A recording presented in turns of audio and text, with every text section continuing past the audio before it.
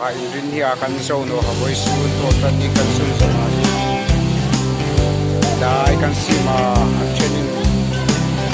dai rin ni kan masakit ni kan tama kan so ha haboi suol na lang kan ai no